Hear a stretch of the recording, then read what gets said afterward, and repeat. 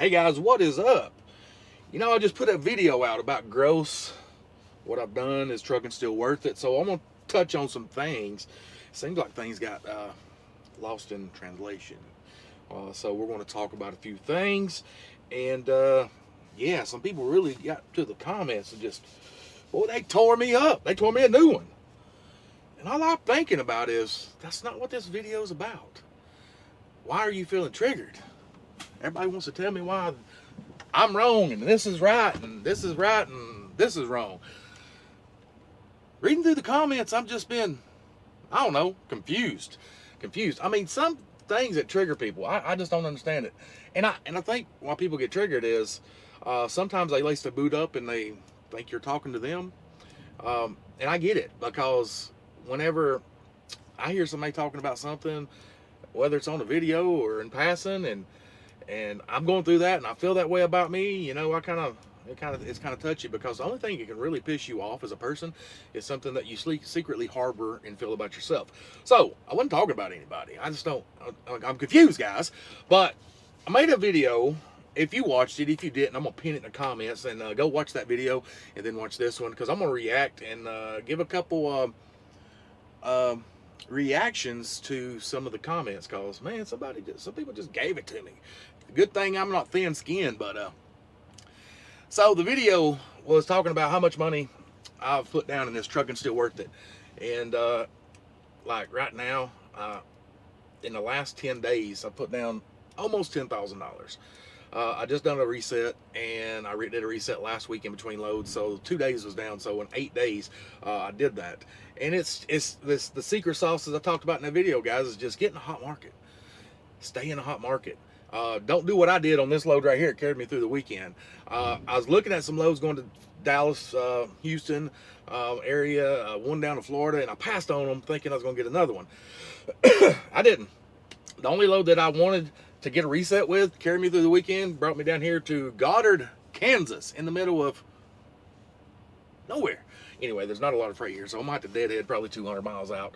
But it's okay. I mean, I got a decent rate coming down and got a reset. But let's dive into some of these comments. You know, let's see. Tommy Reed, remember Trump is going to save trucking. Come on, Tommy. Man, I get it. Tommy, you just can't stand Trump. This guy, most people would rather be a slave to a trucking company than have their own truck. And I agree. You know, at the end of the day, any real true owner operator, I'm gonna say a trucker that happens to own a truck, it ain't about the money. You know, it's really not. We'll work 100 hours a week to make $50,000 a year for one thing: freedom. Now, if you're an owner operator and you own a truck, and for one thing, for the money, you ain't gonna like it.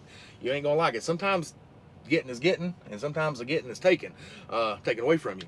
So it's all about the freedom at the end of the day for most of us. And yeah, I think people get into owner op for the wrong reason, for the money. Yeah, the money's good when it's good, but man, we got the freedom. We don't, you know, when I decided to become an owner operator and quit driving local, a lot of people don't know this if you're new to the channel, but I've not always been a over the road guy. I got my CDL back in the year 2000, and I didn't buy a truck and become an owner operator until the end of 2013 in November. So my first 13 years, well, first 6 months of driving outside the beverage truck into a road unit was 6 months OTR, and I hated it. So I went back home, found me a local gig. Done that all the way up to the end of 2013. And you know what I found out? I was content, but I didn't know that I didn't know. I worked all the time. Yeah, I got to go home every night. I got to sleep in my own bed at night. But I woke up, went to work, had a few hours here, a few hours there, maybe one day off a week. And that one day a week, I was usually tired because, you know, I done put in 60 hours. So yeah, I mean, there's nothing wrong with that. It's just, I prefer to do this. People say, well, I get to go home, get in my bed. Listen, I get to get in my bed too. I just happen to have a mobile condo. So, yeah, a lot of things that people tell themselves and talk about things. Listen, guys, you know, we like the freedom. Anyways, let's get back to these comments. Most people would rather be slaves. Yep. I just read that, and the only way to make $1 million in trucking is to start with 2. That's right, overtime trucking. No, I'm not selling you my blue Peterbilt, man. Quit asking. I like this truck. Let's see. Now this guy, Old Street Glide, he really gave it to me. He gave it to me, man. I think I triggered him. I don't know why. I just don't get when people want to tear people down. You know, I'm a help a person up kind of guy, not a tear somebody down kind of guy. But he said, if you can make these numbers, then why are you broke? Did you not been paying attention the last 6 months why I'm broke? Jeez, go back to the videos. Why did you put a truck on a credit card? I didn't put a truck. Oh, wait. Why did I put a truck on a credit card and not pay cash for it? I didn't have the cash, really. Listen, I can make big money. I really can. But I work for time freedom at home. If I've got $10,000 in the bank, $20,000 in the bank, I'm going home. You know what I'm saying? If I've got bill monies in the banks, I'm at home. I work for bill money. So if I ain't got bill money, I'm working. If I got bill money, you know where my butt's parked. It's parked right there in Ringgold, Georgia. A lot of people that pass by and see where I park my truck for years now, they know. So you put out a video a couple months talking about how you were about to default on all your bills. And I would think somebody making that kind of money would have a huge nest egg. Okay, I just covered the nest egg. Yeah, I did put a video out about that. I'm still in a bind. That's why I'm working so hard to stay afloat, to make up from the bind I got myself into. Yeah, I made a mistake. I mean, I didn't really make a mistake. It's just, listen, made a mistake. I was humbled, and I'm fixing it. And you're going to kind of knock the guy down about that. The moral of the story is not worth it. I went back to being a mechanic, making half as much money a year, but I get to keep it all. It's actually like getting a raise, making less money. You're absolutely right, you know.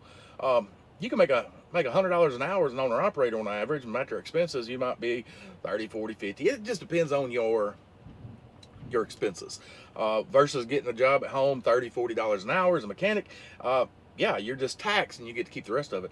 But there's nothing wrong with that. You know what I'm saying? The thing about it is, trucking's rough. Trucking's hard. Being an owner-operator is rough. It's not for the faint of heart. But I still prefer this because, how do I say, without sounding like a pompous arse, when you get used to being the man, it's hard to go back and work for the man. I'm my own boss. When I want to go somewhere, it's my choice. I'm not at the mercy of somebody else. And when I decided I wanted to be an owner-operator, it's because I was driving local, and I put in for vacation to go to Florida with the family for a week. Now, we're talking 6 months in advance. And he said, no, you can't do that. Somebody else is already on that week, and blah, blah, blah. You should have told me sooner. I was like, 6 months in advance? Come on now. Anyway, he told me no. And I didn't like that. A man having the power to say when and when you can't go hang out with your family on vacation. So, to me, having a job, it's worth it. There's no right or wrong way here, guys. I'm just trying to paint a picture of it's preference of what you enjoy doing, what you want to do. It's your life. Don't live it based on what I prefer. So, anyway, Street Glide, happy for you, brother. Everything about tanking. I've heard tankers get paid good money. I just don't know anything about it. But, here's one that's really good. This is not an accurate video. You need to break down how much money you're actually paying yourself after expenses are paid by the month. I'm a company driver, home every weekend, work Monday to Friday, gross 24 to 28 per week. That's over $120,000 a year. Plus I have paid vacations, insurance, paid holidays, 401k, and company match. Plus I get to see my wife and kids every day. I looked into buying my own truck, and the math just didn't math. Local LTL and fuel hauling seems to be where it's at. I agree with you, but at the same time, what I've already said, you know, it's all about preference. The video is accurate because a lot of people get confused on net versus growth, and they're always focusing on net. That tells me right there, if you're that person, being an owner-operator, being self-employed is not for you, because you're looking at the wrong thing. You're just looking at what another man takes home. What another man takes home is not going to be what you take home. And let me go ahead and just tell you why. Gross numbers as an owner-operator or in any field of business, gross numbers is the only constant. And what I mean by that is, if me and another guy have the same weeks, same month, same year, We make the same amount of money, same amount of loads. I mean, we run tandem. We run the same stuff, same weight, same everything. At the end of the year, his net versus my net is going to be different. Just like it will be if it's at the end of the week. It's going to be different. Here's why. Net gross is the only constant. Expenses, well, there's a lot of variables there. For example, you got a paid for truck, you got a truck payment. And if you got a truck payment, how much is your truck payment? Is $3,500 a month? Or is it like mine, $1,100? Okay, trailer. You got a paid for trailer, you got a high expensive trailer, you got a paid, sorry guys, I got a lot going on around here. Is your trailer paid for, or do you got a payment on it? And again, is that trailer payment high or is it low? See, my trailer's paid for, I have no payment. Insurance is the same. I got a buddy just started his own authority and he's out here killing it. His first month done $19,000 in gross. First month, man, killing it.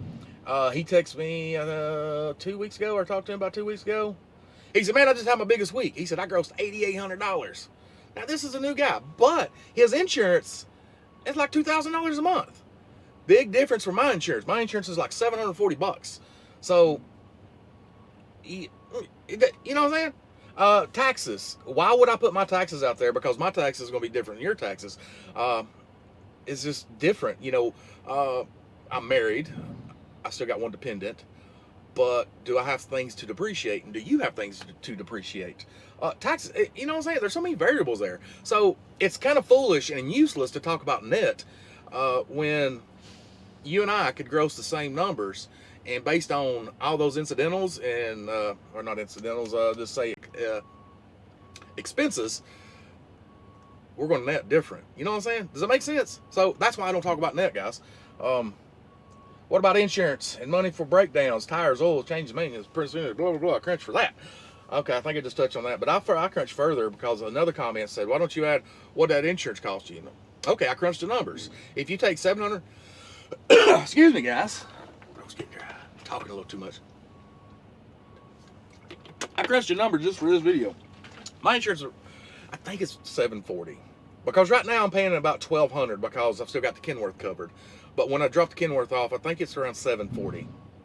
Somewhere around in that area. So I took $740, I times it by 12. That gave me a yearly price. It's like $8,800 and something like that.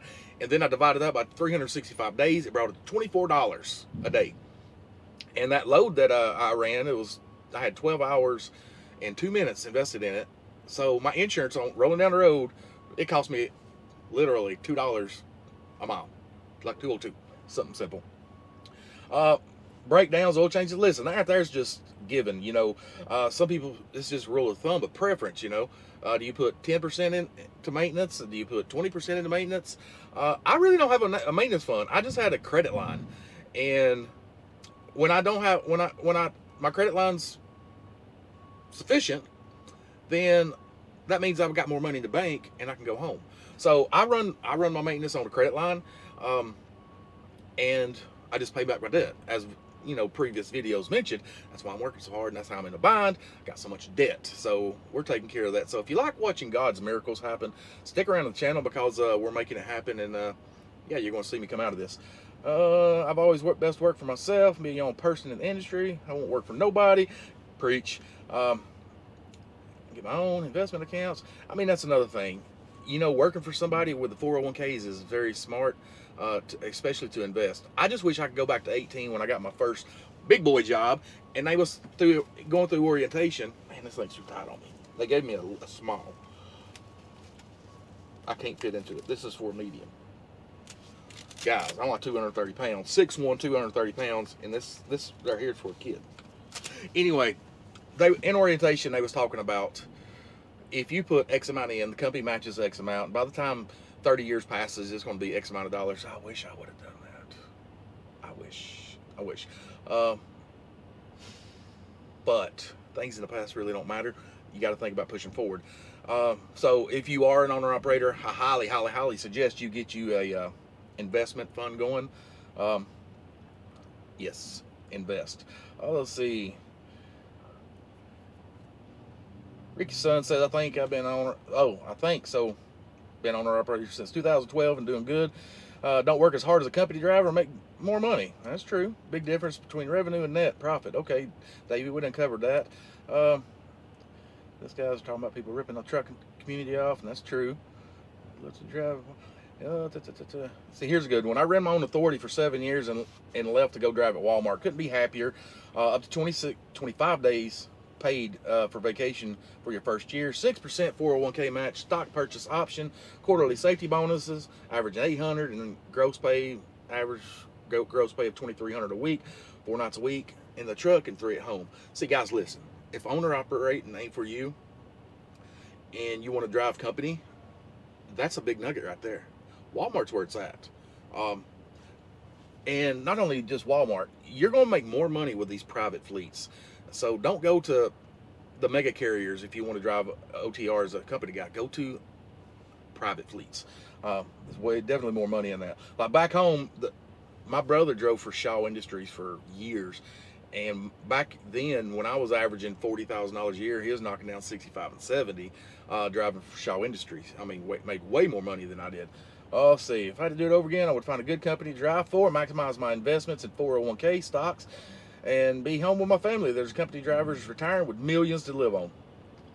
We just touched on that. That's very smart. And I commented back. I said, I definitely wish I knew that now, or knew what I know now when I first started driving, because you're right. I could really be retired right now. I see you got just past 25 years driving. So yeah, I could be 46 years old. I could be retired millionaire another 5 years or so. Oh, let's see. Where's this guy wants to trade a big bunk T660 with a 104-inch bunk with a shower, a toilet, sink, microwave from a W9. No, I'm selling a W9. This guy tints windows now, makes good money. That's awesome. Hello, Kevin Hare. He had a 450-mile load and arrived, and they told him to close for the day. Don't open till Monday. Man, that sucks. All right, just another trader. I get it. Used to be an owner-operator. It's hard to quit because we don't give up. Now I work approximately 45 hours a week for $95,000 as a company local driver, home every day. Believe it or not, a national carrier. Stress level is non-expectant. Every sound of the truck it makes, I don't care about, because if we break down, still getting paid. Make a video on that. Make a video on what the average truck driver wants to make a year. That's a really good topic.